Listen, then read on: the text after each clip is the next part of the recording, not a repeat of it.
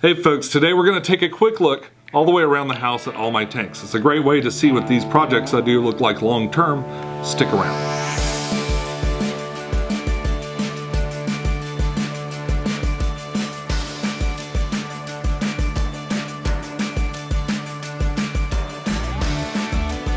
Hey YouTube, this is pecktec. Before we get started, Charlie actually had a quick message that he wanted to give to you guys, and he's going to come out and talk to us about it. Hey Charlie. Hey, thanks. I just wanted to pop in just for a second and tell you my brothers are missing. They went on a little joyride and I haven't heard from them since. Now normally we talk, all the time, so it's really unusual for them to be so out of hand. You know what I mean? So this is just me imploring you, if you've seen the clones somewhere, just let me know. Just leave a comment, let me know where they were, because I have no idea where they are. I mean, yeah. Does it have power? I mean, yeah, it's got power. We've got power and everything, but I can't activate it. There's something, it's all glitched out. Something wrong with it. So hopefully we'll see them real soon, but I don't know where they are. Okay, that's all I wanted to say. Thank you. All right, thanks a lot, Charlie. Good luck to him. Okay, so moving on. All right, so today I really wanted to take a look at every aquarium that I've got. We're going to take a look at all the aquariums, and I'm going to tell you about the ones I've just recently taken down, what's been working for me and what hasn't, and we'll take a real good look at every single tank that I've got running right now. Okay, but without further ado, let's go downstairs and we'll take a look at my living room. Okay, so we're actually going to start here in the kitchen, and this is the 2016 Fluval Spec 5-gallon. I did break down my other 5-gallon tank for another project that I've got that I want to work on next year, but for now I've got this one and it's going really well. Notice on this mini garden how the runners are kind of escaping out the little slits in the bottom. I wonder if I'll eventually get plants growing in the substrate from that thing. It's pretty odd. What you're looking at now is Monte Carlo, and it is the carpeting plant of choice this year. I'm really excited to have that.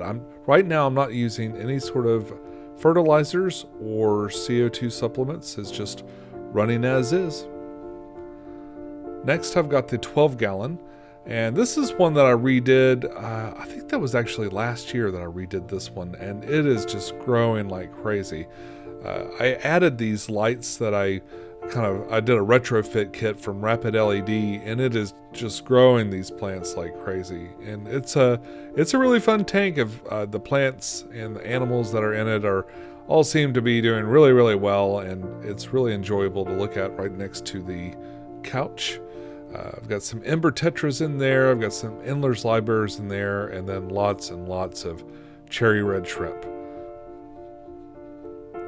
Right next door I've got the Fluval Edge 12-gallon and my 55. Now the 12-gallon is, well, it's pretty boring right now. It basically has the same plants I put in it years ago. It's got this little sword plant.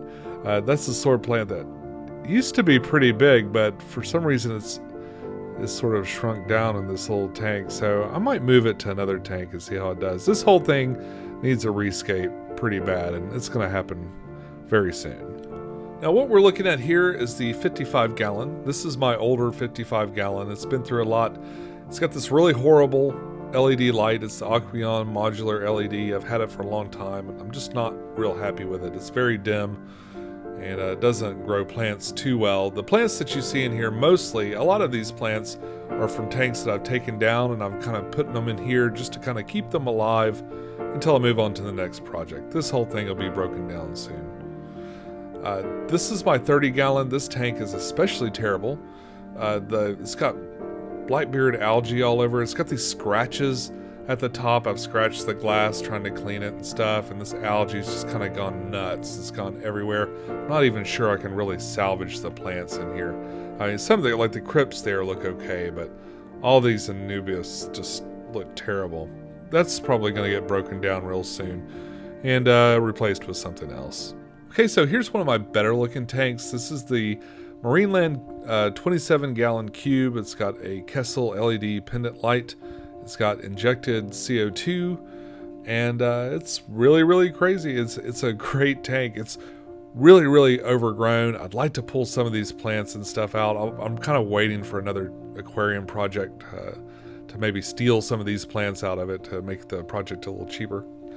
But right now, I tend to throw plants in here to say, hey, well, let's see if this does really well with CO2. And of course, the answer is everything does better with CO2. So I've kind of lost track of what plants are in there, but it's growing really great. I'm kind of just letting it jungle out for now. Okay, and as we move upstairs, we've got these two little spec tanks. Now, these are pretty neat little tanks. The first one's one I redid recently. It's got the Monte Carlo at the bottom, some crypts there at the top, and it's got some cherry red shrimp living in there. They're kind of hard to see from this angle, but it's been great. Not much to report on that. Right next to it, I've got the Wabakusa tank. No fish, no shrimp, nothing in it, but the plants is just an experimental kind of situation. I'm just kind of playing with it to see what I want to do. I really think it's time I probably move this ball into another scenario. Still trying to figure out what I want to do with that for sure, but you guys will know when I do. And on to the zombie head tank. This has been a really fun project. I did add a second light at the top so it kind of go down either side of the head and maybe get a little bit more light on the plants in there. The plants are doing better now. They finally stopped melting and they're doing a lot better. I'm really excited about this tank. That head still acts like it wants to jump right out the top though, so we'll have to see how it goes. When I did the Wabakusa experiment, I made this little tank and it's been a lot of fun. There's nothing in it. I don't have shrimp or fish or anything in there. I probably will add some shrimp eventually just to have something in there, but I just keep it going just for fun. Right next door, I've got this 10-gallon. It was a really simple 10-gallon setup. I've got some rams in there, and I'd really like to see them breed, but I haven't seen much of anything out of them yet. I did put that C2 filter on there, or replace that plant with that C2 filter. I like it a lot better. It is still a little rattly, a little noisy, but I do like it. The beautiful rams in here. I'm trying a lot of different things to see if I could get them to breed. I'm trying, a lot of different foods, a lot of live foods, a couple of frozen foods, and some other things. If you guys have any recommendations to help these guys breed, I'd really love to hear it, though. And here's my dirted 55. Now, this is another tank that I think is doing pretty good, but it definitely looks better from a distance. From about right here, I think it looks pretty cool. As you start to get in close, you'll see that it's got its own problems. Lots of hair algae and that sort of thing. I do spend a lot of time cleaning it up. I think the last thing I did or showed you guys was I added these really cool catfish, and along with some green neons and a couple of other little things. It's been a really neat tank. I really enjoy the way some plants grow in here in that dirt, like especially sword plants. They love that dirt. It's been really cool, and it's a fun tank. It's a little bit more work than I'd like to do, but a lot of these planted tanks, like their first year or two of life, you're going to be struggling to balance them out. And once you finally do get that balance going, it's great. That cube, that 27-gallon cube, I thought I was going to pull my hair out trying to clean out algae all the time, but it eventually calmed down, and I'm hoping this will too. The last thing I want to talk about is the 56-gallon column by Mainland. This tank's got a couple of things I want to do. One thing I want to do is replace the light. I want to probably put an LED light on it this year. For the most part, I haven't done much with this tank. It's virtually unchanged from when I set it up years ago. This was one of the first tanks that I did a really detailed setup video for it. And the plants have done fairly well with the light that it's got now, but I think I'd like to switch to an LED light or something to kind of make it a little bit more vibrant for my big fish in there. And now we get to the decommissioned tanks. These are the tanks I've taken apart in the past 5 months. I've got the Fluval floor at work. I really didn't have time to mess with it anymore. I just brought it home and stripped it down. And the Fluval floor here in my office. Also, I took both of these apart so that I could make the Walking Dead tank and just do something new. I had the 2016 Fluval Spec, which was an experimental dirted tank, and the experiment went terribly wrong. something went toxic in there, killed the betta, and I just took it apart so I could redo it later. And I've got the Fluval Spec 5 gallon, which I think I said before, I took it apart so that I could work on a really cool project, and that'll be coming up real soon. Hey Charlie, you want to come finish out the show with me?